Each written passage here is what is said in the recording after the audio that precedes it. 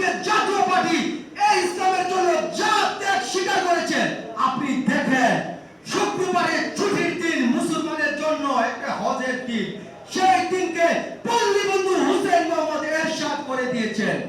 কি বলবো, ইসলামের জন্য উনি শতভাগ কাজ করে দিয়েছেন। এই জন্য আমি গর্ববোধ করে বলতে চাই, আমি একজন জাতীয় পার্টি কর্মী। আমি কোন সৈনিক বলতে চাই না, আমি একজন জাতীয় পার্টি কর্মী। আমি রাসূলের সৈনিক, কিন্তু আমি একজন জাতীয় পার্টির খাস কর্মী হতে চাই।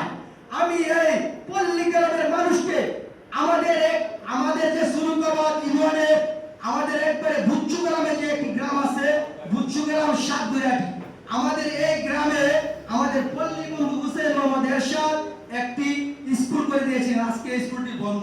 আমি বলছি তাদেরকে, আমি একজন জাতীয় পার্টির কর্মী হিসেবে বলতে চাই, আমি যদি এই ইউনিয়নে নির্বাচিত চেয়ারম্যান হতে পারি, তাহলে আপনাদের স্কুলকে আমি আবার খুলে দেব। মানুষ যেন বলতে পারে যে হুসেইন মোহাম্মদ এরশাদ খুলে দিয়েছিল, ওনার আদর্শের একজন কর্মী আবারও এই স্কুল প্রতিষ্ঠানটি খুলে দিয়েছে। আমি আর বেশি কিছু বলতে চাই না। সবাইকে ধন্যবাদ জানিয়ে আমি আজকের এই বক্তব্য শেষ করলাম। বাংলাদেশ জিন্দাবাদ। পল্লী বন্ধু হুসেইন মোহাম্মদ এরশাদ অমর হোক, অমর হোক।